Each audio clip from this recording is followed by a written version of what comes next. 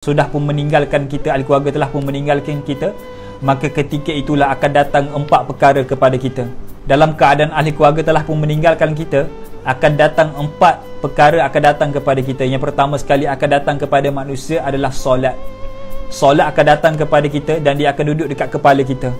Solat. Yang kedua, yang akan datang kepada si fulan bin si fulan bila mana berada di alam kubur, bila mana ahli keluarga kesemua telah meninggalkan kita. Yang kedua akan datang kepada kita adalah zakat. Zakat akan datang kepada kita dan duduk dekat rusuk kanan kita. Okey, ni belah kanan. Akan duduk dekat rusuk kanan kita. Dan yang ketiga yang akan datang kepada kita adalah puasa kita, yang akan duduk dekat rusuk kiri kita.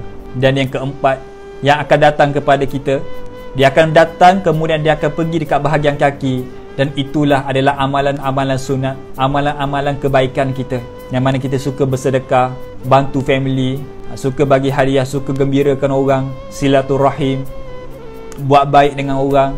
Itulah adalah amalan-amalan sunat. Maka amalan sunat kesemua itu dikumpulkan, maka dia akan duduk dekat kaki kita. Dan ketika itulah kata Nabi, bila mana kesemua ahli keluarga dah pun meninggalkan kita dan 4 perkara telah pun datang kepada manusia, ketika itulah akan datangnya malaikat mungkar dan nakir. Bila mana, tengok ni, bila mana mungkar dan nakir datang kepada si fulan bin si fulan, dia akan datang ke bahagian kepala kita dulu.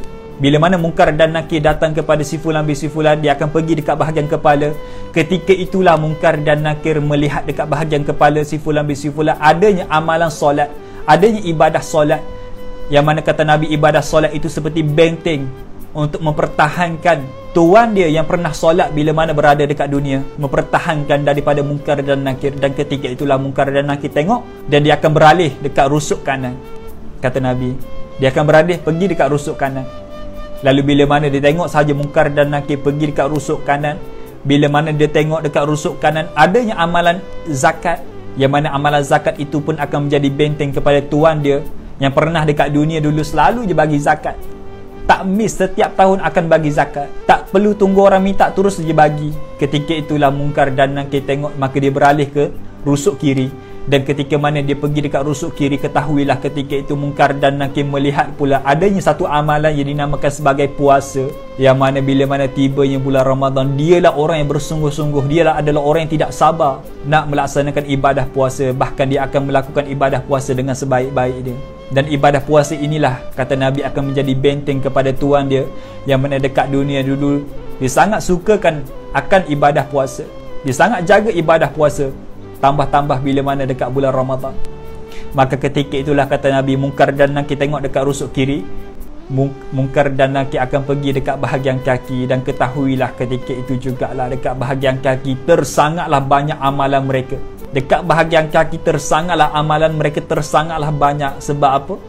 Sebab segala kesemua amalan-amalan yang sunat, berkumpulnya semua amalan sunat dekat bahagian kaki si fulan bin si fulan, ketika itulah menjadi satu benteng yang sangat kuat. Bayangkan amalan kebajikan, amalan sedekah, berbuat baik, silaturahim, buat baik kepada family dan sebagainya. Ketika kesemua amalan sunat itu berkumpul dekat bahagian kaki yang menjadikan satu benteng yang sangat kuat, yang menyebabkan mungkar dan nakir tidak boleh buat apa-apa. Dan kata Nabi, ketika itu jugalah mungkar dan nakir pergi begitu saja tanpa menanyakan soalan kepada kita. Hadis ini diriwayatkan oleh Imam Ahmad.